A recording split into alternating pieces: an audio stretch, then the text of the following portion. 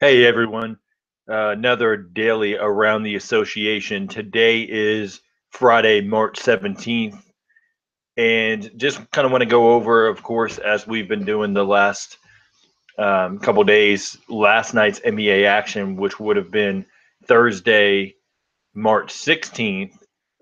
First game on the docket, the Cleveland Cavaliers beat the Utah Jazz 91 to 83.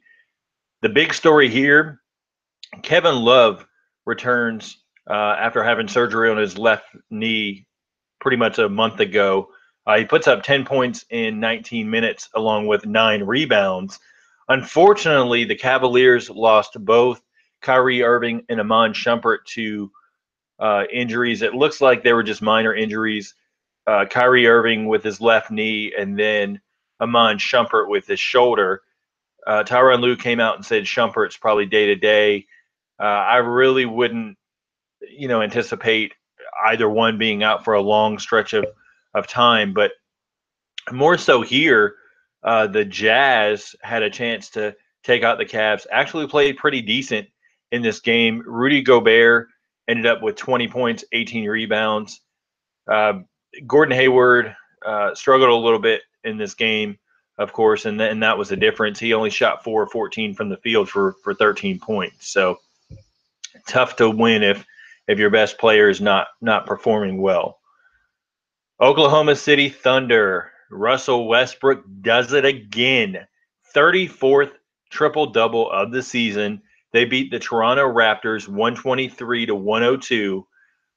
In this game, you have to look at it as Russ at this point is doing everything that he can do to overtake that triple double streak by Oscar Robertson from the 61-62 season of 41 triple doubles. So it's kind of even myself at this point. If Oklahoma City climbs up and they overtake the Clippers for that fifth spot in the West, or even possibly gets a fourth in the West, it's going to be hard not to really give him the edge over James Harden because the team is actually winning.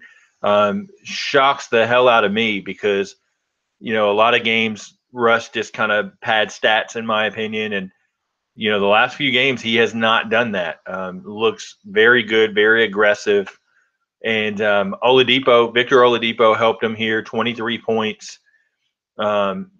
Great to see that backcourt work well together throughout this game. And then the Raptors kind of might be a little bit in trouble. They third defeat in 4 games, and you've got to look at they really need to get Kyle Lowry back.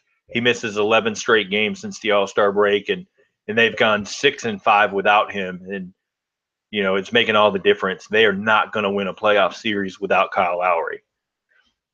Moving on to the next game, the Brooklyn Nets get another win over the New York Knicks. And what's funny about this is the second time in 5 days that the Nets have beat the Knicks.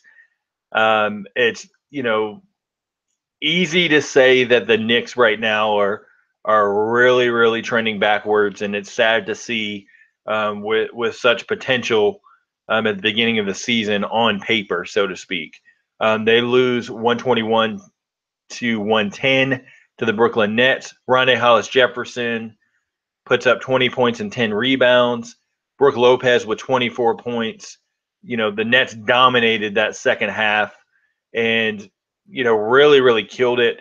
They hit 5 straight three-pointers in a 38-point third quarter, which just routed the Knicks all the way around. And just key note, Kyle O'Quinn comes out and says this is a team that we should beat, basically no doubt. And you can't look at Brooklyn as a bottom feeder, in a sense, because they weren't playing to make the playoffs essentially.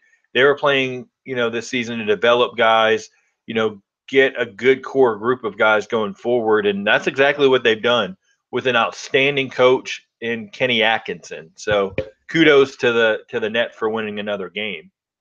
Next game, the Memphis Grizzlies top the Atlanta Hawks 103 to 91. Marc Gasol puts up a triple-double with 18, 10, and 10.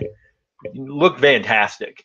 And the Grizzlies needed this, badly. They don't want to slip um, any further in the standings. You don't want to fall behind and end up having to play the Spurs in the first round. Although I think it's going to be a great series if they do. I don't know that they can overtake San Antonio in a 7-game series, especially of playoff magnitude. So we'll have to see. The Grizzlies have won 3 straight games, beating Chicago and Atlanta on back-to-back nights after, kind of toppling down on a 5-game losing streak. So good to see them turn it around. And for Atlanta, Tim Hardaway Jr. ends up leading them with 18 points. He's fantastic this season. He's on my list of most improved candidates and on my 6th man of the year list as well. Fantastic season for him. Great to see that. Next up, we've got the Los Angeles Clippers and Denver Nuggets. The Clippers ended up resting both Blake Griffin and DeAndre Jordan in this one. Injuries on the side of the Denver Nuggets with Danilo Gallinari and Wilson Chandler out, but Denver tops the Clippers 129-114. The Nuggets needed this one. They end up really taking a stronghold on that 8th playoff seed in the West. Nikola Jokic finished with a triple-double, 17 points, 14 rebounds, 11 assists. Even though both teams were shorthanded, Will Barton put up a career-high 35 points. He is a flat-out scorer. Great to see him finally have a good game after some up-and-down games during the season. And J.J. Redick came out after the game and just said, hey, we've sucked since the All-Star break. And that's kind of where they are right now. They're trending backwards, and it looks like Oklahoma City has got the momentum, and now maybe the Grizzlies have the momentum to overtake the Clippers for that 5th seed. We'll have to see how that goes down the stretch. Last game of the night, the Golden State Warriors top the Orlando Magic 122-92. The Warriors clinched the Pacific Division title in this one. Klay Thompson put up 21 of his 29 points in that first quarter. Lights out shooting from them. And it was funny because the Orlando Magic did not shoot well. They only hit 9 buckets total in the fourth quarter. So that was kind of crazy to see. A little bit scary moment in the game. Steph Curry, who did put up 25 points and 9 assists, ended up hurting his right foot in the opening minutes, but came back healthy. Hopefully he's okay. We don't, get any injuries to Steph Curry because Durant's already out. I'd love to see a healthy Golden State Warrior squad go against a fully healthy Cleveland Cavaliers squad in the NBA Finals. I think everybody would want to see that, so there's no excuses on either side. And then wrapping up this episode real quick, just some news and notes. Sean Long of the Philadelphia 76ers had his contract guaranteed for the rest of the season, along with Jordan Crawford, who bypassed his second 10-day contract to sign a contract for the remainder of the season for the New Orleans Pelicans. He has been a spark plug off the bench scoring-wise for them, playing the shooting guard position. So great to see Crawford get another chance in the NBA. And then Sean Long, fantastic, athletic, big. Great to see him get a shot with the 76ers. Really has done well in the D-League this year. But thanks, everybody, for checking out this episode. See you tomorrow with another wrap-up daily around the association.